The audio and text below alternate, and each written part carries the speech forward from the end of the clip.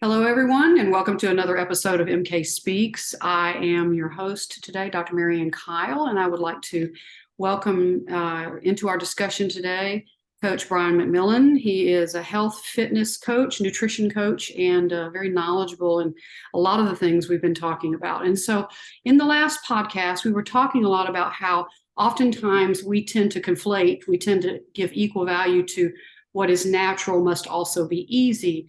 And we encounter this a lot in the teaching of singing and in performance itself, where we feel like we should be relaxed, it should be easy, it should not be challenging. And oftentimes that creates a problem when we're training people to do more athletic things, particularly in performance.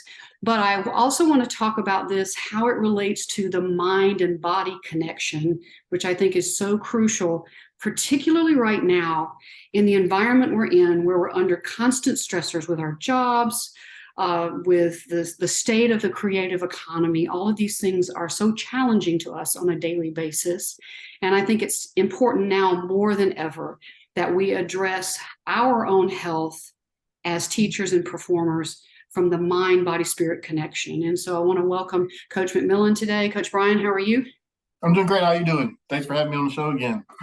Glad to have you. All right. So one of the things I talked about earlier in the podcast is that why is this thing that we consider, why is it that we consider what is natural must also be easy? And so when you have a new client come to you, or a client that's been with you for a while, and they're approaching something particularly challenging, and they say, you know, this should be easier.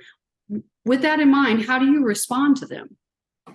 And the way I coach is I like to teach in parables so they can understand. And what that comes from is it's just the old way of teaching. So I have to take their head and put my head and put it on their shoulders, so to speak, and so they can see it. And what I always tell people is the longest, hardest, deepest, darkest road is always the most rewarding. So, if you want something that's rewarding, it's not going to be easy. So you have to change your mindset to accepting that things are going to be hard in life, and you have to be more resilient in accepting that. And once you accept it, then you just got to get to work after that point. So, and then repeating that message constantly to people so that they can be accustomed to that, this whole taking the easy way out is not the way. It's not the way to happiness. Work is the way to happiness. The more work that you do, the easier your life is, so to speak, and then you're happy. So it's just a repetitive messaging service that I provide for my people and tell them over and over and over and over again that work is the way. So that's why we stick with it. Good. I want to hang on to that repetitive thought here in a minute, because that's so important in terms of how we bring new habits into our active daily life, and to the point where it becomes natural when we do this. So you, of course, are an excellent nutrition coach and lifestyle coach, but you also are really good, from my personal understanding and experience with you, a really fine strength coach. So we've been working on what you call functional strength with me.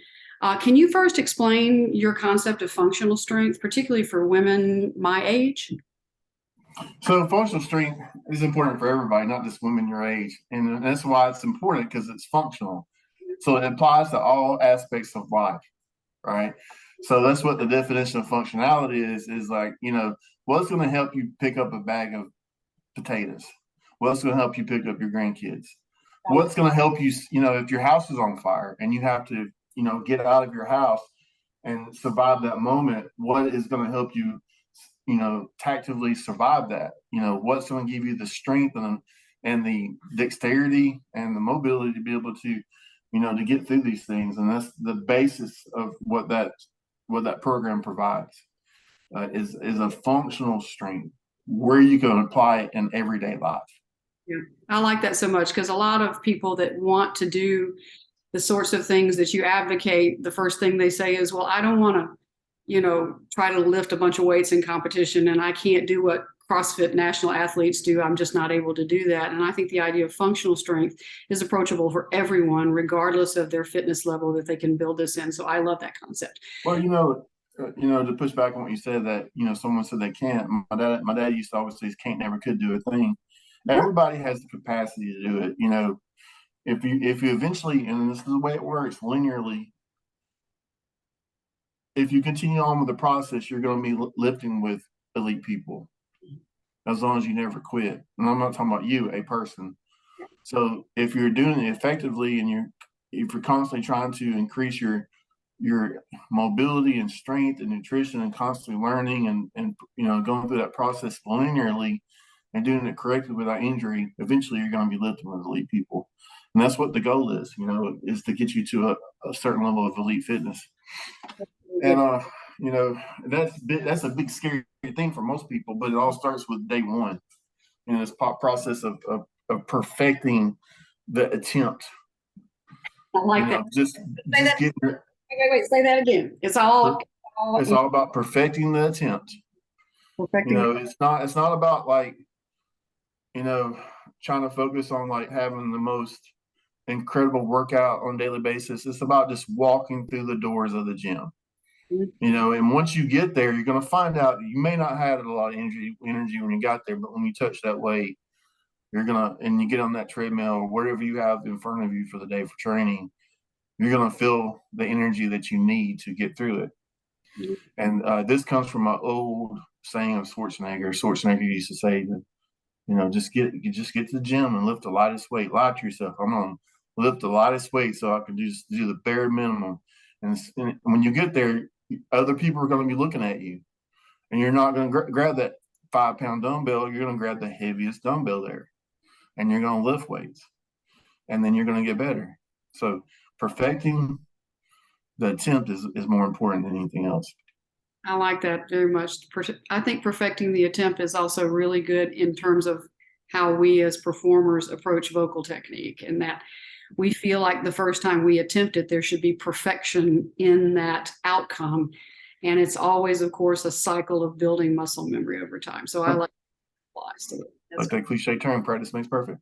Right. That's right. Sometimes. Perfect for that person. Not everybody's going to be a virtuoso, but they're going to be the virtuoso for themselves. Not everybody's going to be the best singer, and not everybody's going to be the best deadlifter, but for their genetic capacity, they're going to be the best for themselves. And that's all you need to compare yourself to. It's not someone else, but you know who you were yesterday. To coin a phrase from Jordan Peterson. Yeah, we love some Jordan Peterson. He is brilliant. And I love to listen to him. So that's great. Throw that in there. All right. So let me ask you something. So just coming from the strength coach perspective, because I know you've said before that's one of your specialties, and I've experienced that. What do you think are the most important principles when you are training an athlete to build strength, first of all, just not even maintaining or injuries or anything, but I do want to talk about when you are building strength, when you're teaching an athlete to maintain strength, and in and around that, what are your principles in terms of keeping them as injury-free as possible? Because I have noticed in the year and 9 months that we've been working that for the first time in my life, I've not been significantly injured in anything I've done. I'm sore, but that's a first for me. So what are the principles that you operate under when you're a strength coach, when you're operating as a strength coach with these things? So one thing when it comes to strength, and it's really important to understand that most people go to care facilities. I would say 95% of people go to care facilities not because of mental deficiency, but because of physical deficiency. So they don't have enough strength to do daily living activities. So, it's more about quality of life when it comes to, weights. And there's all kinds of studies when it comes to cardiovascular health, especially for women when it comes to bone density health. I can go on and on about that kind of stuff. It helps to defeat depression, anxiety. There's just, helps defeat Alzheimer's, and then also some of the metabolic, problems that, come about from stroke and all that kind of stuff. So, weights are the way. But one of the things that we try to focus on is understanding the pathways in the body. So when you start thinking about pathways, people, where they get in trouble at is they try to go too fast. And they don't understand that they have to allow their body to adapt. So they may get up under a weight that's too heavy for them, or they may use the improper technique. And those two things typically lead to injury, or they have some type of deficiency in their mobility, they have a tight shoulder, and they're touching weight they shouldn't be doing. So one of our major beliefs is starting with the process of really understanding what the pathways are. And the first pathway that you have to consider is your neurological pathways. So you have to start to build the coordination up and the organic side of things to help your body start to adapt in that process. And once you start adapting and working through your coordination and the neurological side of things, your body's going to start making the adaptive changes to be able to do that at higher levels of frequency and intensity. What happens next is once the neurological stuff is kind of figured out, the cardiovascular steps in after that.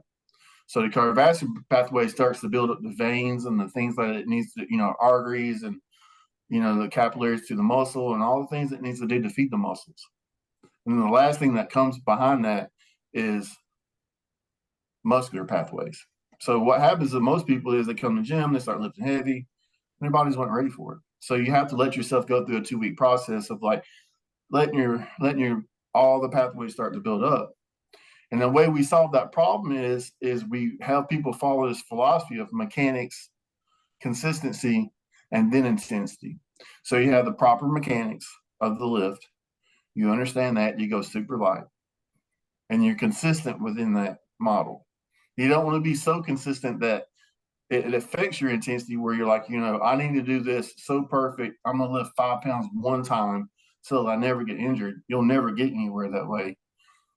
But if you're lifting adequate enough weight and the consistency is there, then you add intensity by adding more weight or more reps. Mm-hmm. And you just follow that.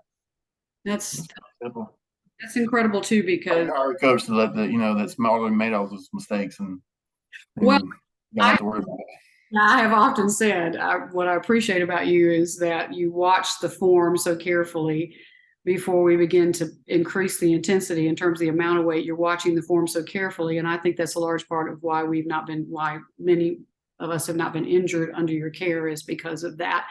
And the incredible part about that is that particular practice that you do follows exactly the idea of neuroplasticity and how we build neural pathways and how the body then responds physically to the neural pathways. I think oftentimes with singers, they fall into this sort of, I have to be intense and I have to make the voice big and I have to push the voice out of my body, and it becomes less effective. And it's because they're putting that sort of body strength thing ahead of the neural pathways that form with effective technique, which is the same in weightlifting. And I think that's incredible. And that addition of intensity through repetition of good technique it allows it to wire more deeply into our brains so that we have to think about it less. I remember you constantly saying there will be a point where your central nervous system will understand the form and you no longer have to sequence the form. It just happens. And that's that point where the neural pathway is deep enough for us to put it on autopilot, as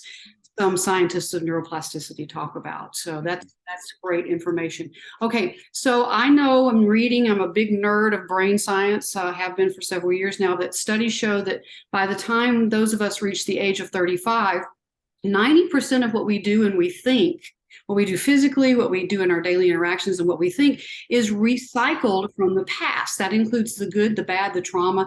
If you have a client come to you, that could be pretty depressing for them if they are aware of that fact. So when they're asking for your help and knowing that that is the case, what do you say to them if they're aware that these things are recycled from the past by the time they're age 35? Well, unfortunately, when it comes to most people like that, but let me precede the statement with this. I'm a health coach. My job is not to help you unwrap your past. My job is really unwrap your future. So that's like I would recommend if you're in circular repetitive behavioral issues, whether it be with alcohol or relationships or food, go talk to a counselor, first of all. And I usually always refer my clients into that. But when it comes to working your way through trauma, most people aren't conscious of it. And they've relied on trauma as a way to get them through the process of dealing with it. Mhm. And so that creates a lot of different behavioral problems. Mhm. So what I try to do is within our program is really focus on the basics and give them some wins. So what are the basics? We have to get them out of their own way. So what does that mean is that means like, are you sleeping enough? Are you eating enough? How's your internal dialogue? Are you talking well to yourself? Are you getting adequate levels of exercise? What's your concepts of future self like? And once we get them into believing themselves and that they can get small wins again, then things start building in that aspect of it. And they stop relying on trauma to fuel them in through their processes and start relying on positive dopamine reactions in the brain to get better. And it's a slow process for some people, and that's okay. It's just what you built wasn't built in a day. So it's the same thing when it comes to healing people, past trauma or even behavioral problems when it comes to food. It's all the same fix. It's all the same fix. You have to get them to believe in themselves again, and you start by doing that by giving them small wins, and you just repeat that. So it's the same thing: small wins, mechanics, right? Consistency, and then intensity. Once they get good at that, then you add a little bit more to Yeah. them. Yeah. So all this is working with the way the brain builds new habits. It's great, and I love the fact that you have such a patient attitude about the fact that it doesn't take everyone the same length of time to adapt and develop new pathways with regard to their behaviors. Because I think particularly now as a teacher, I'm seeing more and more students who are stuck for a lot of reasons. COVID, too much electronic stimulus, they sort of check out and disassociate from the world. And so as I have a saying in my studio when we're working, I say everyone deserves a chance to grow up. And I realize that's a big blanket way of saying everyone will do so in their own time. And I think mentorship and care and all of that they receive from people around them is a huge part of that journey. I think, and you mentioned that electronic thing. I heard, speaking of music, Vanilla Ice was talking about why there's no new music nowadays. Yeah. And what he said is the cell phones has really restricted the growth of music over the last 15 years, and this reason why they're constantly recycling music and there's no new music being written is because of that. And one of the reasons why is because younger kids become reliant, or they get their dopamine fix through short-term means like the ding on Facebook and messages and stuff. Where back in the day, you look at the story of Dolly Parton and Jolene. Mm-hmm. Yeah. She had a huge significant breakup in her life, and she walked away from someone she loved for whatever reason it was. Porter Wagner. It was Porter Wagner. I know the story, but go on, I love this story. Go on. So she went home and wrote Jolene. Yep. And I'm sure she got some healing out of that. But through that process of work, she got some dopamine reward. Right. Yeah. And where most people nowadays would have went home and circled through TikTok and watched videos about narcissism, and got some type of reward out of it, but didn't do any work to really, cathartically get work through their processes, Yeah, that's right. And what do we learn from that? You can make money off of it. Yeah, that's true. She got like $10 million from Whitney Houston from one song. And that song has been remade probably 10 times, and it's probably 10 millions each. Like who knows what the overall, what I tried to research that actually, what she made off of that one particular song, and it's really hard to kind of find out. But I know that she made 10 million off of Whitney Houston and her remaking that song. So she took this terrible breakup into something else. She took it and within her scope of what she was good at, and wrote a song to let the energy out and got that positive dopamine reward, right? Where kids nowadays aren't getting that because they're going on the cell phones and wasting their dopamine on TikTok. Well, I think you and I can have another conversation another day because there's so much to dive into with just that alone. There's so much to be said about being in a quiet place and sitting with your feelings and sitting with basically channeling that emotional energy without a lot of distractions, and how that contributes to creativity and healing over time. But we can talk about that's a whole different podcast. We can get it.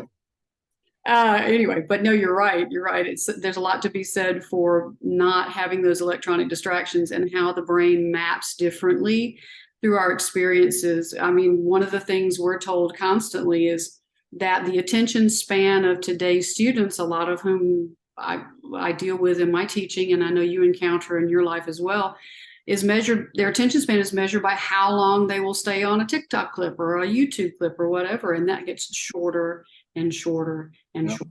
It's because of that dopamine reward. It's been cut off. It's been shortened. Yeah. Where, our ancestors used to get dopamine reward over 3-month periods of growing corn. It's a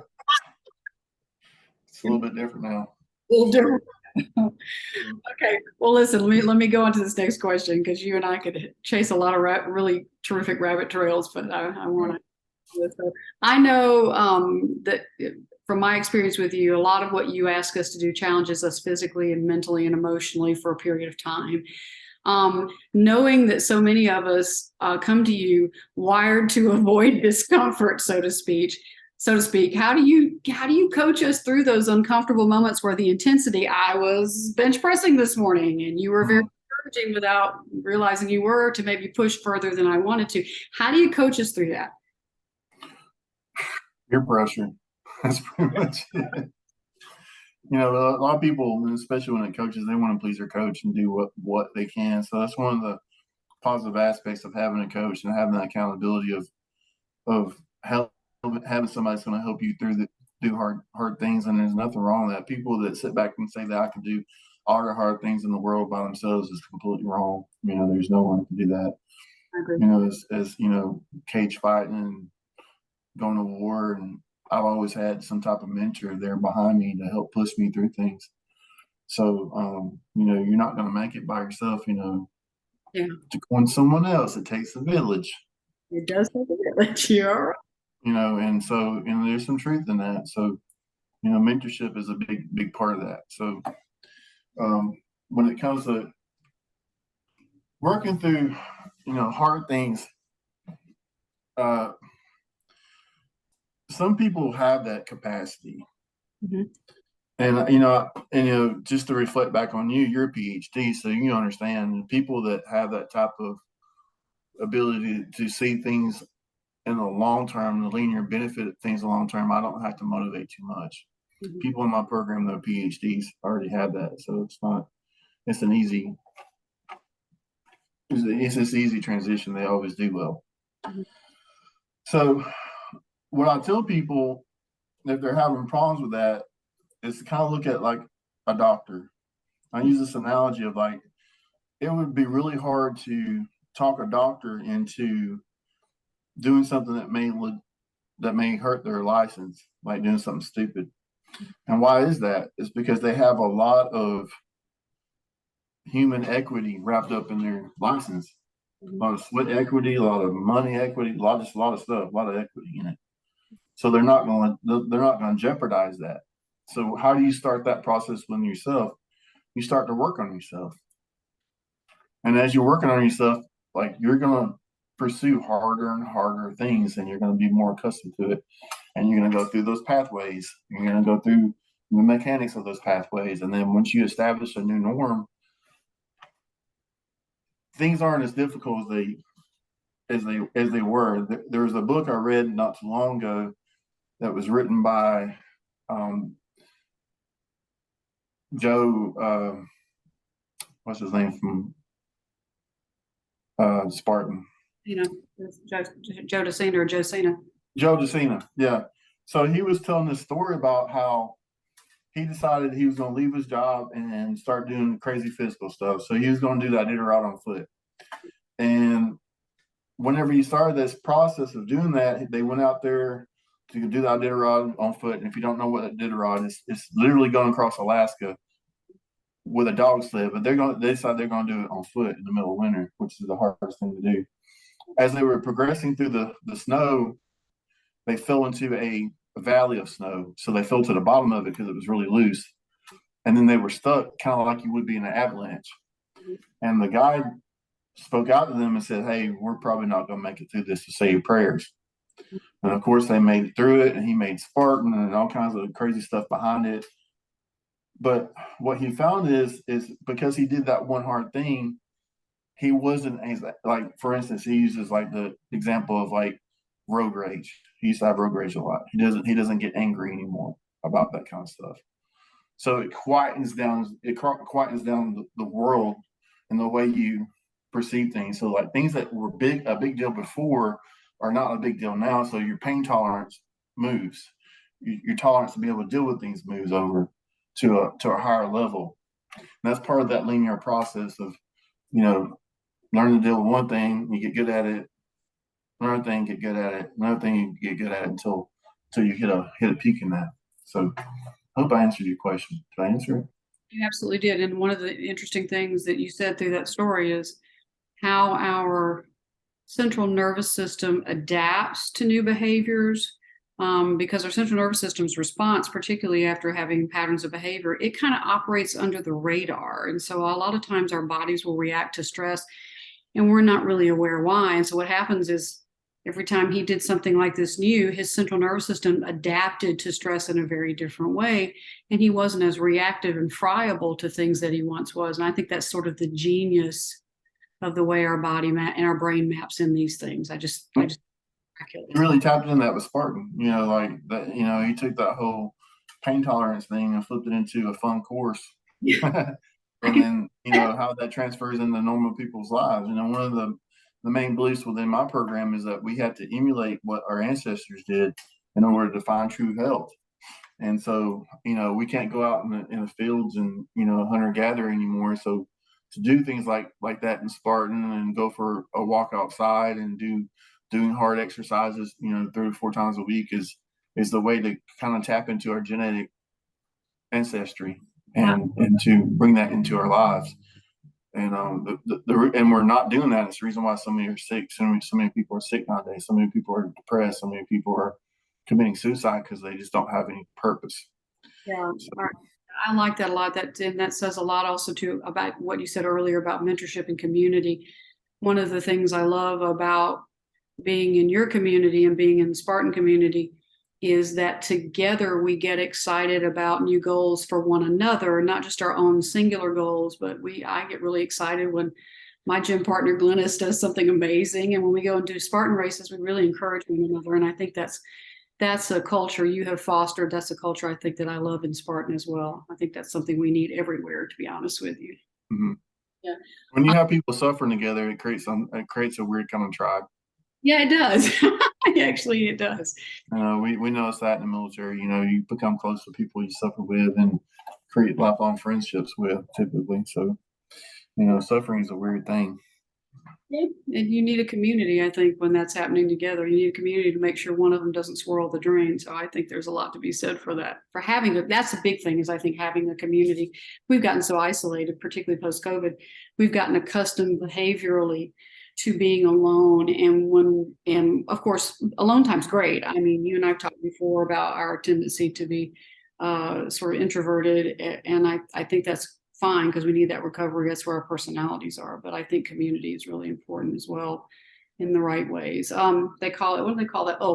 My therapist calls that co-regulating. When you meet a community of people that make you feel safe, regardless of the circumstances you're in, you can be in danger, but when people that make you feel safe, you co-regulate. And that is sort of a metabolic thing that brings the whole tribe up, as it were. Right. So I want to talk just briefly about neuroplasticity because this is something that you do without, it's just a part of what you do, but neuroplasticity is this amazing, it's not even a concept anymore, it's a practice in the medical community, that the brain has this ability to rewire itself and reform itself, that even portions of the brain that have gone dark due to traumatic brain injury, due to PTSD, drug and alcohol use, whatever, that those dark portions of the brain can be rehabilitated. And it's this concept that the brain has this neural plasticity where it can rebuild itself.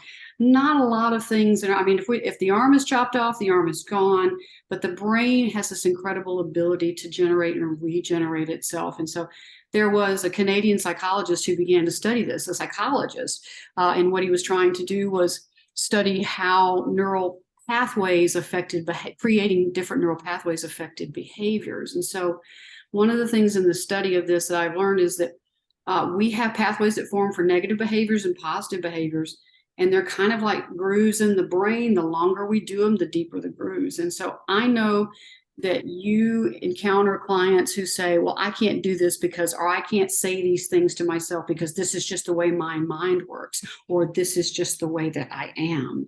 And they use that as an excuse when they become uncomfortable. So when you're dealing with in your coaching capacity, how do you address that? Or do you do it just in practice more than in words?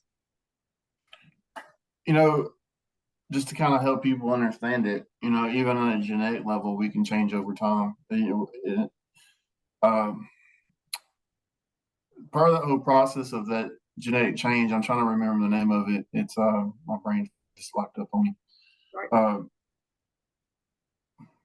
What is that called? That's called, I'll think of it in a minute. But basically what you do, you take two people that are twins, and when they first are born, they have the same DNA. And if you came back and they've done it, and you test them when they're older, they have completely different genetic traits. So even on a genetic level, people can change. So for people to sit back and think that they can't change because of whatever may happen or what did happen to them, is just them being trauma bound and being comfortable. They're afraid to move forward in their life because of whatever traumas they've been through.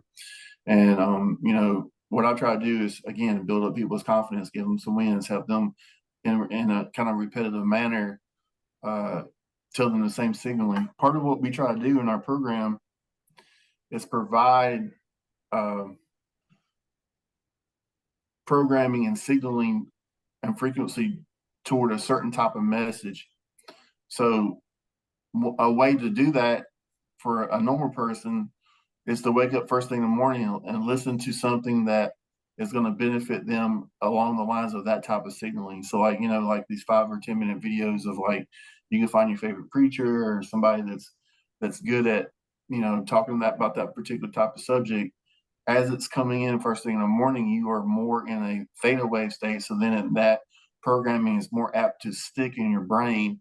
And then people don't have ideas have people. So we're taking that idea and transplanting into your brain and helping you, make a change in your life. And then eventually that repetitive nature will help you create a new program. So I can't believe I can't remember that. Well, if you remember it, we'll slide it into the description of the podcast when it's over.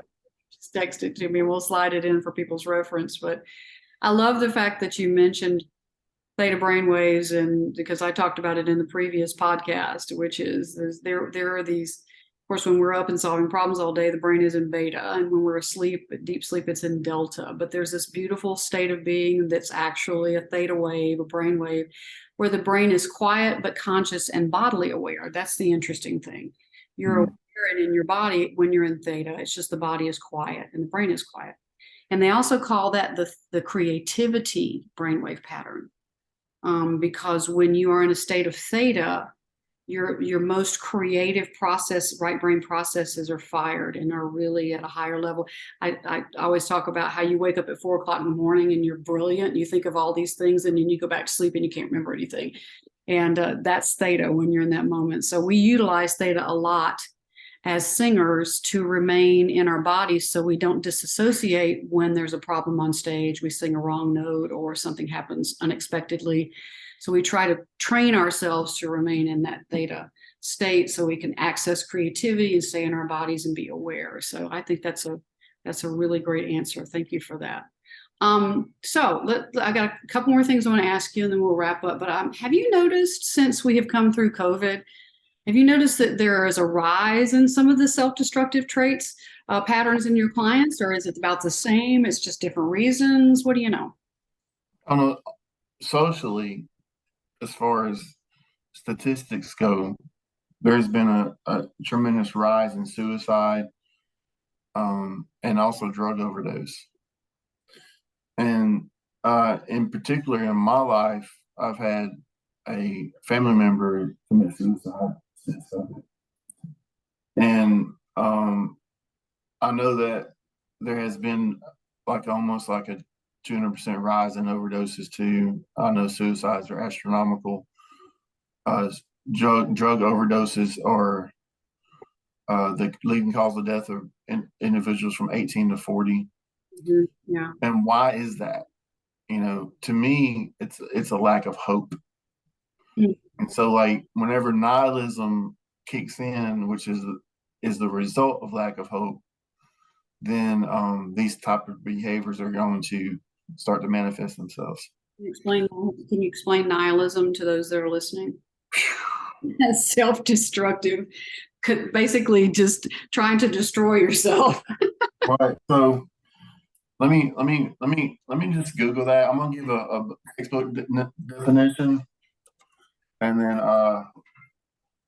then we'll go into extreme skepticism, maintain that nothing in the world has real existence.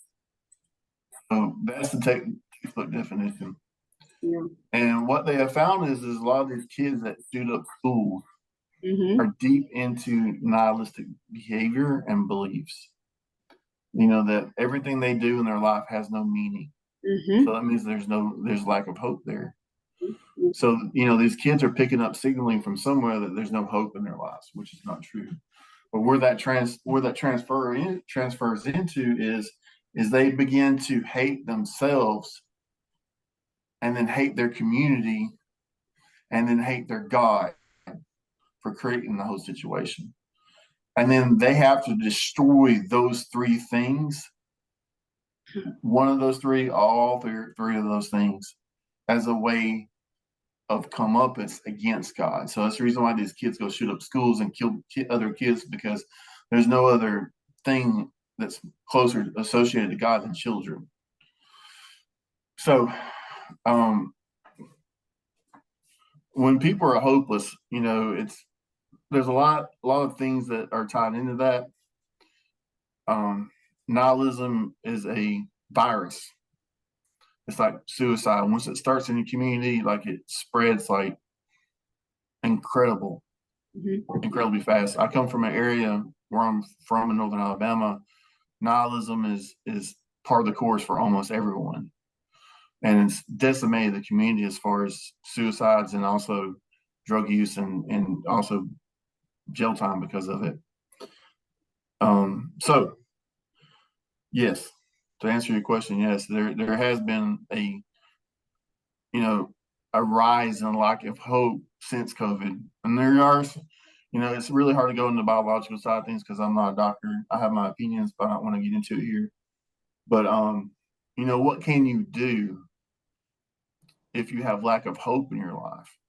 And one of the things that I believe in is going back to the core tenements of what we talk about in our program of how are you talking to yourself? How's your sleep? How's your nutrition? What's your concepts of future stuff? How much exercise are you getting in a day? And if you're worried about that, you're not worried about what lack of hope you have. You've got something new to focus on. And then if you continue along that linear progress, you're going to become tougher, and you're going to be able to manage and manifest more things in your life. And you're going to learn a lot about yourself along that process. So, it all goes back to not having purpose in your life. So COVID took away a lot of people's purpose. And to me, that's it. But that's powerful. That's powerful in and of itself. It really is truly, because you don't have to have the answer about how we're going to solve all the world's problems, but it says a lot, I think, about the state of where we are right now as people, and why we're seeing some of the problems we're seeing in terms of our relationships with our tribe, with our family, and our community. We could go all the way out into politics and everything else in the world, but I think so much of that stems from that sense of hopelessness that a lot of people have, and they don't know how to dig themselves out of that. So that's a great. So it's because the tribe has failed them. Yeah. They're no longer part of a tribe, and it might be because of personal decisions or whatever, but they're not part of something that can help give them purpose. So finding purpose is a big process in that. So, I think that's where if you're suffering for something like that, is go find some purpose in your life. Go for a walk, listen to some books, and if that's just it, and then you got you've at least got something to aim at. Yeah, like and that. then you're going to get some new ideas along that process. Yeah. Find one thing you do, one thing you can do, and just take that first step. I know when you started with us, you were like, get your 10,000 steps a day. If you can do that, Mm-hmm. that's the start. And that gave us something different to focus on other than the pile of crap we were wallowing in. Right. And once you get that out of the way, then all kinds of crazy stuff happens.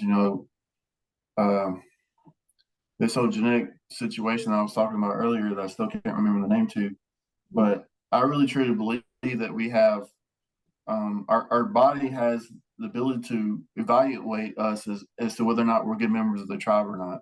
Yeah. So if you're the member of the tribe that's going out hunting and gathering, and you're doing things, and you're going out operating the world and behaving as if you're providing for the tribe, your body's going to keep you alive and happy and healthy. If you're the person that's sitting inside in the dark, eating up the tribe's food in the cave, not doing nothing, then you're going to have a lot of problems. So, within the aspect of it, so what choice do you want to be? Who do you want to be?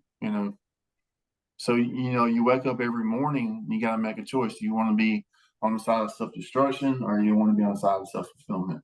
Yeah. Excellent. So if you wake up with that choice every morning, so what am I doing? Am I picking up my phone and looking at it? Does that add to my self-fulfillment concept, or does it add to my self-destruction? When you go to Starbucks and get a banana nut bread and a coconut latte or whatever they have there, what is that? Self-destruction, or is that self-fulfillment? Mm-hmm. Then if you start to evaluate those things, the sum of those things that you do for self-destruction are going to minimize at that point. Yeah, that's good. And then if you're minimizing those things, then you've got some hope in your life. Yeah, that's good. That's good. I like that. Okay, so epigenetics. It finally came out. Epigenetics. That's it. Epigenetics. Friends with my brain too. I was like, I can't think of it right now. All right. Well, listen, I want to talk to you about a couple more things, and then we'll wrap this up because this has been fascinating and really terrific, I think, for our listeners. But every time I say to you, Coach, I want to go do a 24-hour hike through Iceland, and you're like, what is the risk versus reward here? I feel like Yoda's talking to me. But so you always talk to me about this risk versus reward, and I love that. But can you clarify for those that are listening to this, when does the risk become so great as to outweigh the possible reward? I get that death is not a good risk, but you say this to us a lot. So tell me how you operate in terms of that philosophy. So sometimes death is a risk that's worth the reward. Okay. You look at the Wright brothers. They got on an airplane, and it probably wasn't a good idea to get on an airplane, that was made out of cardboard or whatever they made it out of. It was probably not the smartest thing. You're right. But when it comes to risk and reward under a linear time domain, so like when you're exercising, if you run a risk, and I learned this hard lesson myself when I was doing MMA. If you're doing things that you're constantly injured or getting injured, you're never going to get better, ever. So then what are you accomplishing? You're accomplishing learning on how to get better from an injury, which is not good for no one, right? So, in that lesson of that part, I try to evaluate, okay, what are you trying to accomplish here? Are you trying to learn that you could do something really hard? Okay, well then let's prepare for it first. Good advice. Are you ready for it? And then sometimes, it's worth the risk. Part of what I created my program from was doing a 24-hour obstacle race in Iceland in the middle of winter and so freezing temperatures, carrying myself, but also disabled veterans through it. It was extremely hard for me because guys my size aren't supposed to move that much. So I learned a valuable lesson. I had to make some changes, even though I was a really strong person. Strength doesn't really relate when it comes to oxidative exercise. So it's two different. So I was really good at phosphocreatine exercise, but I wasn't good at oxidative. Explain the difference between those two for the people. So phosphocreatine is like, if you're lifting something as heavy as you can for 1 or 2 reps, and then you're done. Mm-hmm.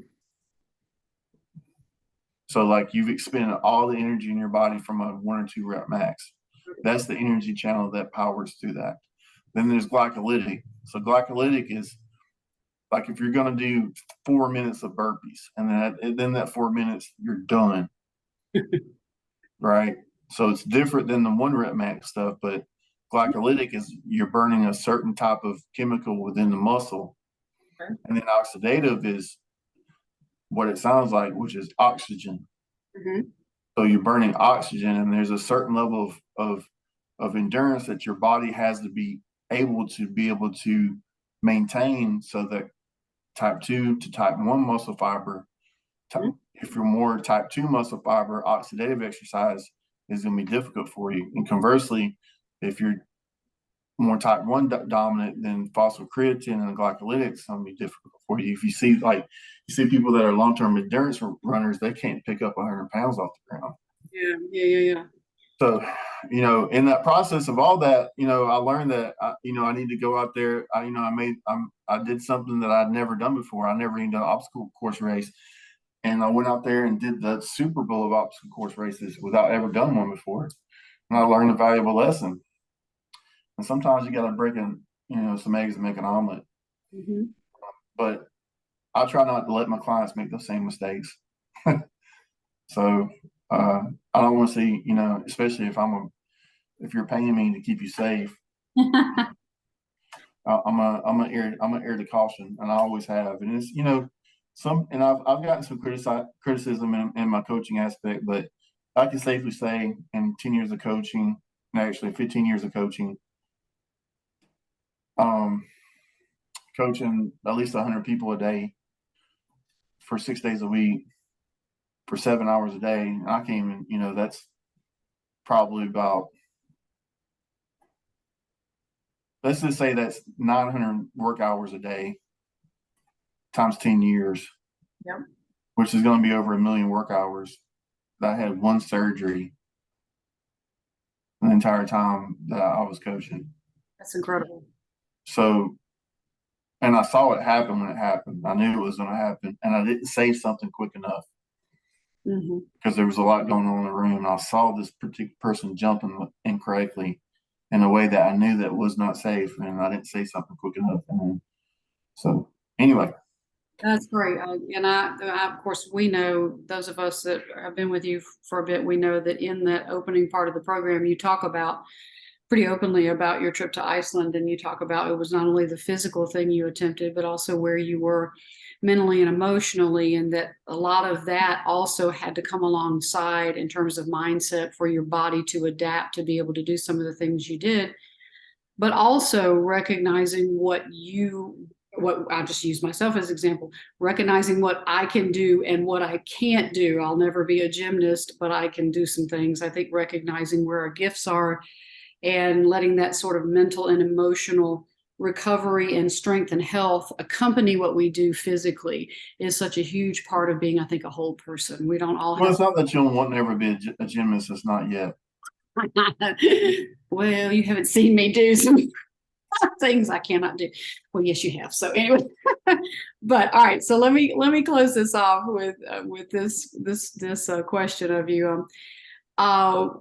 We know, and particularly in terms of the study of neuroplasticity and the treatment for some of the things that neuroplasticity is used and applied in terms of traumatic brain injury and bad behavior, or disruptive behaviors, less than ideal behaviors, that when we form a behavior, it tends to form a pathway in the brain. And I think one of the one of the scientists that was talking about neuroplasticity likened it to a hiking trail. And they said, the longer you operate in that behavior, the trail becomes deeper and more ingrained.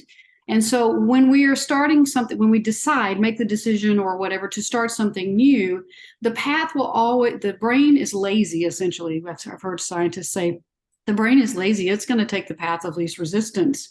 And it's going to try to go back to what it always does. And so with a person, I'll just use myself as an example. I'm the kind of person that always had the philosophy that I need to do something physically to work myself out of something rather than working on the other aspects. And so when you have a client that comes to you and they feel like they can work hard physically to make changes, but they don't incorporate the other things into their process. I mean, how do you talk about, I know how you talk about this because you do it in the program, but talk about how you align the mind and body connection, and particularly the mind body spirit.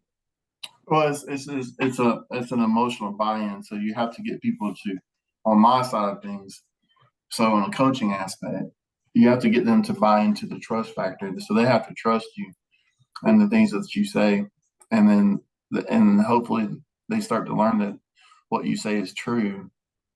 And then if they trust you and they believe that the things that you say are true, then they're going to start executing the things they need to do to make themselves better. So then you have to be consistent within that aspect of it. So it falls back into these small wins. So it's just like giving a dog a treat. You know, if dog walks up to you and you kick him in the head every time he walks up to you, he's gonna stop walking up to you. But if you give him a treat and a pat on the head every time he does something good, they're going to continue to come back. It's the same thing when it comes to neuroplasticity. So if you're doing things that are going to help you get a little bit better, you get that dopamine reward out of it, you're going to come back for more. So, but conversely, if you're doing something that you constantly fail at, eventually you're gonna give up. Yeah, and I have people that are so locked in the groove of depression or anxiety, or that their personality is identified with victimhood and they can't see themselves as being anything else, that they push against that. And I have had those clients and they immediately quit. Mm-hmm. So, some people are not coachable on that aspect because that their identity is mired in with victimhood, and they don't want to get better. And they find power within the victimhood. And so victimhood is just a mindset of decrepit people. Never going to be successful, and it's really sad. Yeah. And, I hate to see people like that, and I try my best to get them out of it. But ultimately, it's a decision they have to make to walk away from it. A lot of people are empowered through their victimhood, and it might be something that helps them get through it. But let me just tell you, because I've been there myself. Victimhood is the direct line into nihilism, and there's no way out once you get there. So. I think that's a powerful statement, and inherent in that, you talked about, I think trust is really huge. When they encounter someone that they begin to trust, they will tend to step out into the thing that's uncomfortable. Going back to what we were talking about, which is things that are natural are not always easy. And so oftentimes when they're in the presence of a mentor or coach that they trust, they will push against the uncomfortable. And in the process, they realize that it's not easy, but it does feel natural to their spirit. I think that's a huge part of that mind-body connection that we talk about so much when we're working in your program and working in my studio as well. Okay, well, let me ask you. So let me throw something in there. So it's really essential to find balance in the mind, body, and spirit, because if one of them's out, it's going to cause the other to fall apart. So it's really you have to be conscious of your behavior. And the moment that you're conscious of it, that means that you have an ability to fix it. Yeah. So you have a target to go after at that point. But if you're not conscious of it, then it's really hard, of course, to try to fix it because you're not conscious of your behavior. So, if you see yourself constantly making the same mistakes over and over again, you don't know why. It's a good opportunity to kind of look at why.